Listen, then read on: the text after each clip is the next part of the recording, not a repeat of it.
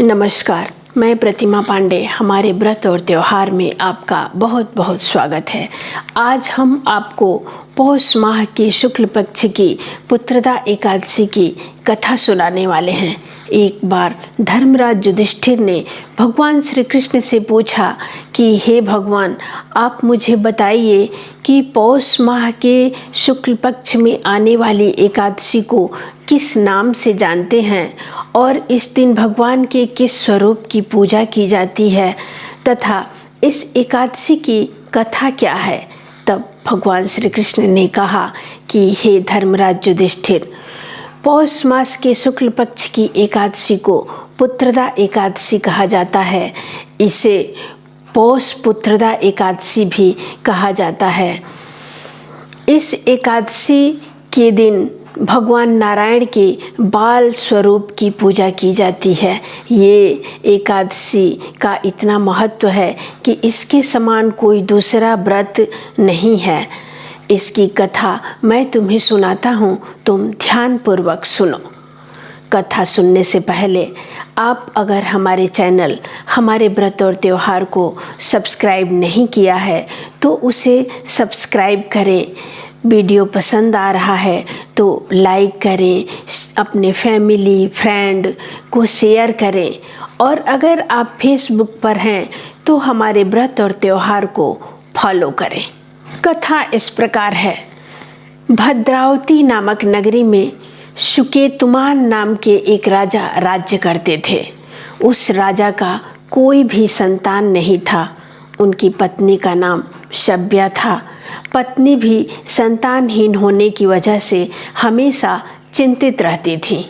रानी हमेशा इसी चिंता में रहती थी कि हमारे संतान नहीं है, पुत्र नहीं है, तो हम पितरों का पिंड कैसे देंगे, हमारे पितृ कैसे तृप्त होंगे, हम भगवान का ऋण कैसे चुकाएंगे। यही सब सोचकर हमेशा चिंता में डूबी रहती थी। राजा भी इसी बात से हमेशा दुखी रहते थे। वह इतना दुखी होने लगे कि एक बार तो राजा ने सोचा कि मैं आत्महत्या कर दूं। फिर वो सोचने लगे कि आत्महत्या करना महापाप है, इसलिए मैं आत्महत्या नहीं कर सकूंगा। एक दिन राजा घोड़े पर सवार होकर वन की तरफ चल दिए। वनों में घूमते घूमते अनेक प्रकार के पशु पक्षियों और जंगल को देखते हुए वो सोच रहे थे कि मैंने कितने यज्ञ किए हैं, कितने ब्राह्मणों को भोजन कराया है, इसके बावजूद भी मैं निसंतान हूँ, ऐसा क्यों। यही सोचते सोचते राजा का सारा दिन बीत गया। फिर अचानक उनको प्यास लगी तो वो जल की तलाश में इधर उधर भटकने लगे। जल की तलाश में भटकते भटकते राजा को एक सरोवर दिखाई दिया। उस सरोवर में कमल के पुष्प खिले हुए थे और सरोवर के चारों तरफ ऋषियों का आश्रम बना हुआ था। घोड़े से उतरकर राजा ने सभी ऋषियों को प्रणाम किया। राजा को देखकर सभी ऋषि बोले कि हे राजन, हम आपसे बहुत प्रसन्न हैं, बताइए आपको क्या चाहिए।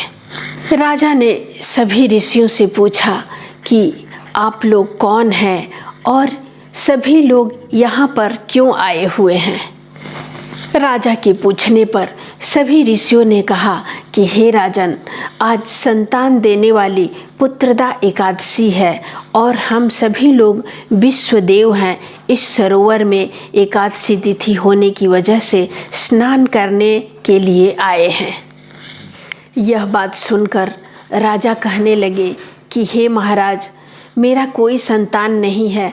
अगर आप मुझ पर प्रसन्न हैं तो मुझे एक पुत्र का वरदान दीजिए। ऋषि बोले कि हे राजन, आज पुत्रदा एकादशी का व्रत है, आप अवश्य इस व्रत का पालन करें। भगवान की कृपा से अवश्य ही आपके घर में पुत्र होगा। सभी ऋषियों के वचनों को सुनकर राजा ने उस दिन पुत्रदा एकादशी का व्रत किया और द्वादशी तिथि में पारण की। इसके पश्चात सभी मुनियों को प्रणाम करके राजा महल को वापस आ गए। कुछ समय बीतने के पश्चात रानी ने गर्भ धारण किया और अत्यंत ही तेजस्वी पुत्र को जन्म दिया। वह राजकुमार अत्यंत शूरवीर, यशस्वी और प्रजापालक हुए। श्री कृष्ण जी बोले कि हे राजन, पुत्र प्राप्ति के लिए पुत्रदा एकादशी का व्रत अवश्य करना चाहिए।